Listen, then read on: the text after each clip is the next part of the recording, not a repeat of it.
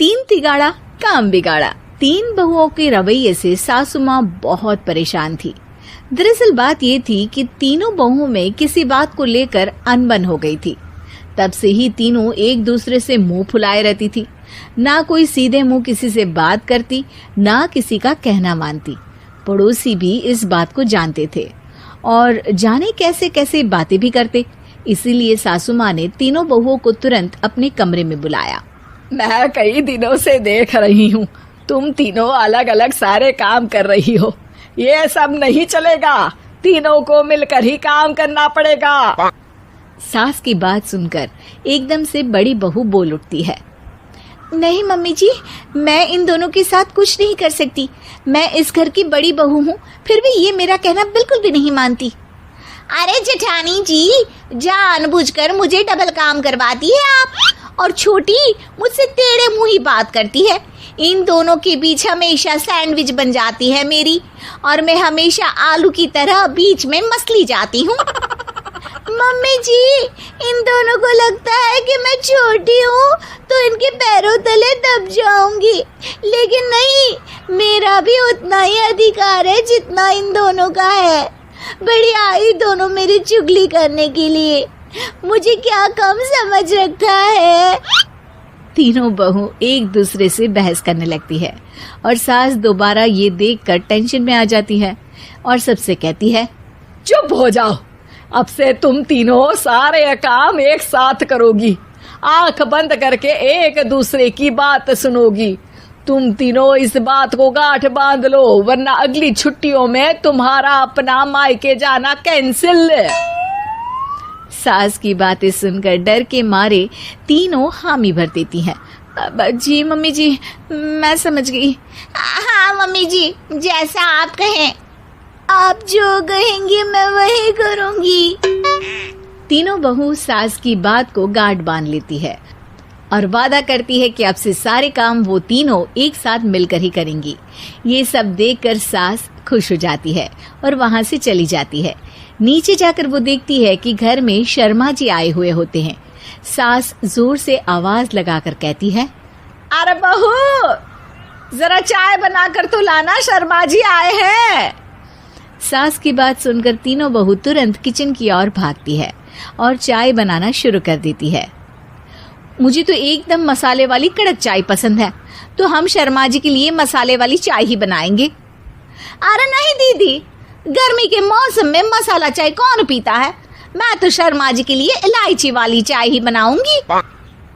ये कैसी बात कर रही हैं आप दोनों? मेरी मम्मी ने सिखाया है कि मेहमान को ज्यादा दूध और शक्कर वाली चाय देनी चाहिए, वरना वो घर वालों को कंजूस समझते हैं। तो मैं तो शर्मा जी को ऐसी ही चाय दूंगी। तीनों बहुएं अपने अपने तरीके से चाय में शक्कर, मसाला, पत्ती सब डाल देती है। उबलने के बाद तीनों मिलकर चाय बाहर लेकर जाती है और शर्मा जी और सासू माँ को देती हैं। चाय पीने के बाद शर्मा जी सासू माँ को देखकर शर्मा जाते हैं और शर्मिंदा महसूस करते हैं कि आखिर उन्होंने चाय पीने के लिए हामी क्यों भरी। सासू माँ भी चाय पीना शुरू करती है और कहती हैं, अरे बहू, ये कैसी चाय बनाई है? चाय है या मीठे दूध की बासुंदी? हाँ, चाय अच्छी नहीं लगी क्या? कोई बात नहीं, हम पराठा बनाकर लाते हैं। चलो चलो अंदर। हाँ चलो। हाँ, आती हूँ मैं भी। नहीं, मेरा पेट चाय नहीं चौपट कर दिया, वही काफी है। पराठे से पोपट नहीं करवाना, मैं तो चलता हूँ। शर्मा जी चुपचाप पतली गली से निकल जाते हैं। अगले दिन सास बहुओं से कहती है, अरे बहू, जाओ जाके ऊपर के गेस्ट हाउस की सफाई कर दो। कल हमारे यहाँ मेरे दूर के रिश्तेदार आने वाले हैं, तो पूरे कमरे को चमका देना, समझी? तीनों बहू सास की बात को मानकर ऊपर सफाई करने चली जाती हैं और तीनों कमरे की सफाई चालू कर देती है।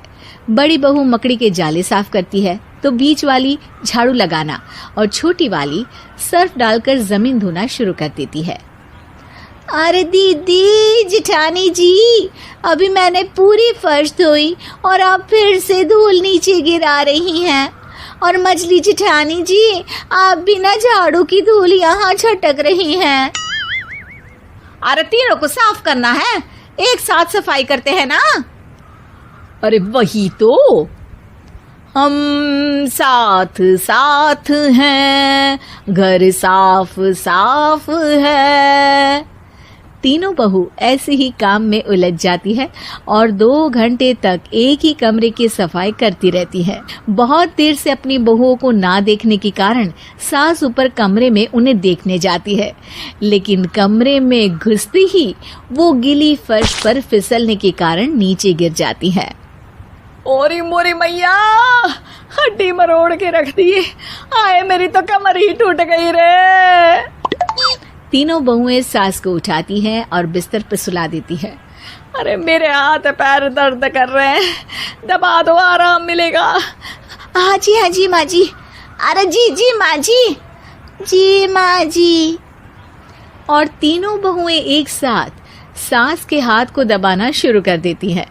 माँ की तो चीख ही निकल जाती है और नतीजा ये होता है कि सास के बचे हुए शरीर में भी दर्द उठ जाता है। हाय राम, ये क्या कर दिया तुम तीनों ने।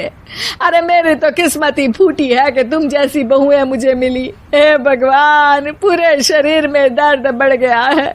अब तो पता नहीं कि चल भी पाऊंगी या नहीं। माफ करो, मुझे गलती हो गई मुझसे कि तुम तीनों को एक साथ काम करने के लिए बोला।